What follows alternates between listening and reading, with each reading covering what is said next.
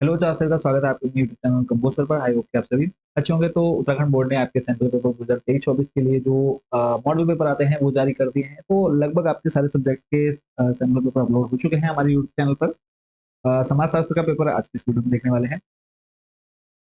तो इस प्रश्न पत्र से कितने प्रश्न आने वाले हैं प्रश्न पत्र से वो मैं आपको लास्ट में क्लियर कर दूंगा। और अगर आपको पूरा पेपर चाहिए पीडीएफ के फॉर्म में वो भी मैं आपको बता दूंगा कि कहाँ से आप इसको डाउनलोड कर सकते हैं। बाकी जितने प्रश्न आप इसमें देखेंगे सारे मोस्ट इंपोर्टेंट और मोस्ट डिबेटेड क्वेश्चन है। तो सभी क्वेश्चंस को स्पेशली आपने अच्छे से प्रिपेयर कर लेना है। और एक आइडिया आपको यहाँ से लग जाएगा सैंपल पेपर से कि 2023-24 का जो बोर्ड पेपर होना है वो कैसा रहने वाला है, टफ रहेगा इजी रहेगा, वो आपको यहाँ से क्लियर हो जाएगा। नंबर आपके 80 नंबर का पेपर होगा, समाजशास्त्र यानी सोशियोलॉजी आपका पेपर, समय 3 घंटा। कुल इसमें 29 प्रश्न है। और कौन सा प्रश्न कितने नंबर का है वो प्रश्नों के सामने ही लिखा हुआ है। और इसमें निर्देश में कहा है कि प्रश्न को ध्यानपूर्वक पढ़ना है।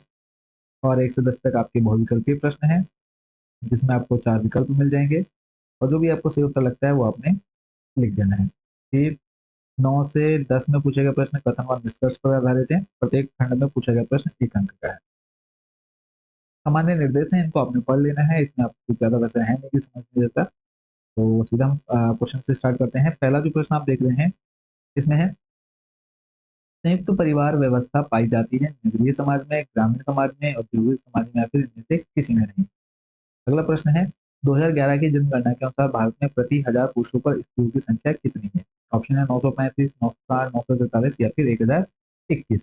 तो एमसीक्यू के आंसर अगर आपको आते हैं तो आंसर आपने कमेंट बॉक्स में दे देना है। फर्स्ट का ए बी सी डी जो भी आपको लगता है कि वो होता है तो आपने आंसर दे देना है। बाकी इसका सॉल्यूशन भी हम बहुत जल्दी लेकर के आएंगे, तो चैनल के साथ जरूर जुड़े रहिएगा। तीसरा है जाति यानी कास्ट शब्द की उत्पत्ति किस भाषा से हुई? ऑप्शन है ग्रीक, लैटिन, स्पेनिश, संस्कृत। चौथा प्रश्न है, मंडल आयोग का गठन किस वर्ष किया गया? 1979, 1989, 1976 या फिर 1942। अगला प्रश्न है पांचवा, इसमें कहा है भारतीय संविधान में निम्न में से कौन सा मूल्य निहित है? धर्मनिरपेक्षता, समानता, स्वतंत्रता या फिर ये सभी। जो भी आपको ठीक लगता है आंसर आपने देना है। ठीक है। पंचायती राज व्यवस्था में कितने स्तर हैं? 1, 2, 3 या फिर 4। अगला प्रश्न है, भारतीय अर्थव्यवस्था का मॉडल किस प्रकार का है? पूंजीवादी, समाजवादी, मिश्रित या फिर इनसे कोई भी नहीं है। अगला प्रश्न है, निम्न में कौन सा एक वर्ग नहीं है? ब्राह्मण, शिक्षक, डॉक्टर या फिर वकील। कौन सा एक वर्ग नहीं है वो आपने बताना है। नौवा प्रश्न है आपका कथन और कारण पर, उनको आपने पढ़ लेना है। पहला जो कथन दे रखा है वो कहा है, ब्रह्म समाज की स्थापना राजा राम मोहन राय द्वारा समाज में कुरीतियों को समाप्त करने व समाज सुधार के उद्देश्यों से की गई। और इसका जो कारण है वो आप नेक्स्ट पेज पर देख पा रहे होंगे। और इसके जो निष्कर्ष दे दिए गए हैं, ठीक है, कथन आपके बाकी सब्जेक्ट में कथन और कारण है, यहाँ पे निष्कर्ष दिए गए हैं। तो पहला जो निष्कर्ष है वो है, ब्रह्म समाज केवल ब्रह्मचारियों के लिए बनाया गया था। दूसरा है, ब्रह्म समाज ने सती प्रथा का अंत करने में महत्वपूर्ण भूमिका निभाई। तो ऑप्शन जो है आपके कि केवल निष्कर्ष एक सही है, केवल निष्कर्ष दूसरा सही है, या फिर एक दो दोनों सही है, या फिर एक दो दोनों गलत है।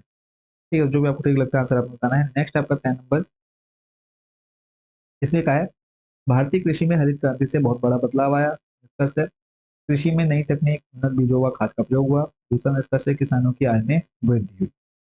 ऑप्शन आपको नीचे दे दिए गए हैं और सेम ऊपर 9 नंबर की तरह ही हैं, तो आप यहाँ से जो भी सही लगता है आपने ठीक कर देना है। अगला प्रश्न है,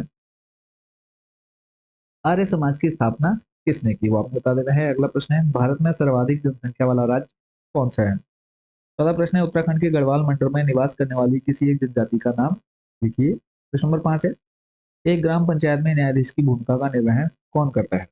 प्रश्न नंबर 6 है, भारत में राजनीतिक दलों को मान्यता कौन देता है? सातवां है, भारत में उदारीकरण का प्रारंभ कब से माना जाता है? प्रश्न नंबर 8 है, प्रबल जाति का अर्थ बताइए। 9 है, पितृवंशीय नातेदारी से क्या? 19वीं शताब्दी के 4 भारतीय समाज सुधारकों के नाम। 11वां है, झूम कृषि से क्या आशय है? 12वां है, क्षेत्रवाद का क्या अर्थ है? 13 है, उपनिवेशवाद का क्या अर्थ है?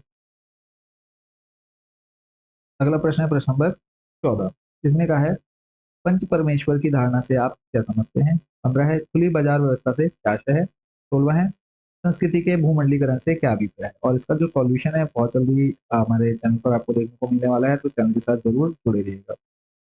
17 है, चिपको आंदोलन क्या था?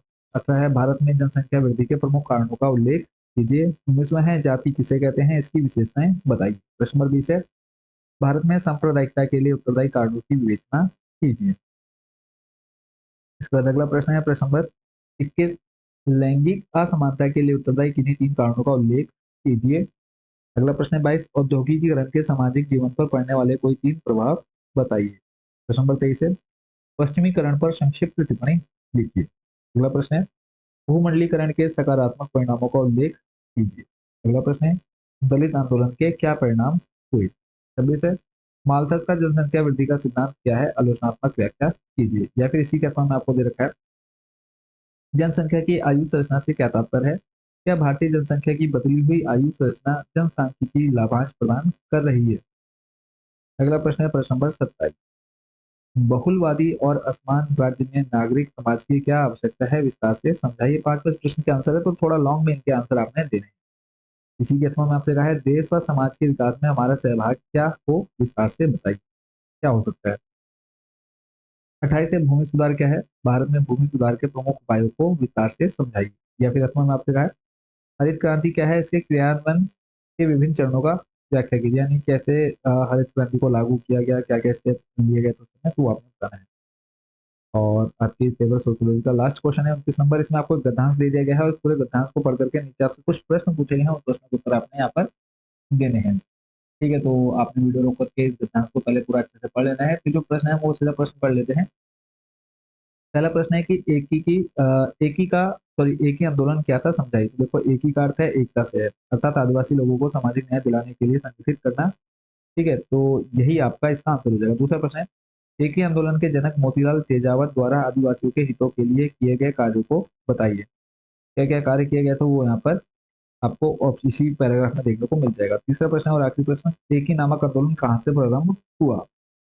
ठीक है, तो ये आपको यहाँ पर राजस्थान की मेवाड़ रियासत यहाँ से आपका इसका आंसर मिल जाएगा। तो ये पूरा क्वेश्चन पेपर आपने अच्छे से तैयार कर लेना है। इसका सॉल्यूशन बहुत जल्दी ले आएंगे, हिंदी इंग्लिश में दोनों में ही आपका कोर्स सैंपल पेपर आएगा जब आपकी बोर्ड एग्जाम में ये पेपर देखने को मिलेगा। तो जो इंग्लिश मीडियम वाले बच्चे हैं टेंशन में ना रहे कि हिंदी में आएगा इंग्लिश में आएगा, या फिर हिंदी वाले बच्चे जो है वो ये टेंशन में ना आए कि इंग्लिश में पेपर देखने को मिलेगा। तो दोनों लैंग्वेज में आपका ये पूरा पेपर देखने को मिलने वाला है, सॉल्यूशन बहुत जल्दी लेकर के आएंगे। अब बात करें कि अगर आपको ये पेपर चाहिए पीडीएफ के फॉर्म में तो कहाँ से आप इसको डाउनलोड कर सकते हैं। इसके लिए सिंपली आपने चले जाना है हमारी ऑफिशियल वेबसाइट, नाम है आपका कंपोज। ठीक है, आपने सिंपल कंपोजर टाइप कर लेना है, सर्च करना है। सर्च करने पर आपको सबसे पहले ही हमारी ऑफिशियल वेबसाइट देखने को मिलेगी, कंपोजर फॉर्म आपको ऑप्शन मिल जाएगा। और उसके बाद आपने सिंपल चल जाना है ऑप्शन यूके बोर्ड वाले पर। जब आप इसको मोबाइल में ओपन करेंगे तो आपके सामने कुछ ऐसा इंटरफेस आपको देखने को मिलेगा, तो आपने थ्री डॉट पर क्लिक करना है, उसके बाद यूके बोर्ड सेलेक्ट कर लेना है और यूके बोर्ड पर थोड़ा सा नीचे स्लाइड करेंगे, यहाँ पे आपको सैम्पल पेपर का ऑप्शन देखने को मिल जाएगा। इस पर क्लिक करेंगे आपके सामने क्लास 10 12 सभी सैम्पल पेपर निकल करके आ जाएंगे, तो यहाँ से आप जाकर के इजिली सैम्पल पेपर को डाउनलोड कर सकते हैं। ठीक है, तो यहाँ पे आप देख पा रहे हैं सोशियोलॉजी आपका क्लास 12 का है सैम्पल पेपर, तो यहाँ से आप जाकर के इसको इजिली डाउनलोड कर लेंगे। तो मिलते हैं नेक्स्ट वीडियो में बाकी जो सैम्पल पेपर रह गए हैं उनके साथ, और इसका सॉल्यूशन बहुत जल्दी आएगा, तो चैनल के साथ जरूर जुड़े रहिएगा। तो सभी को शुभकामना है आपके अच्छे भविष्य के लिए और अच्छे से आप लोगों ने एग्जाम की प्रिपरेशन करनी है। Thank you so much for this video.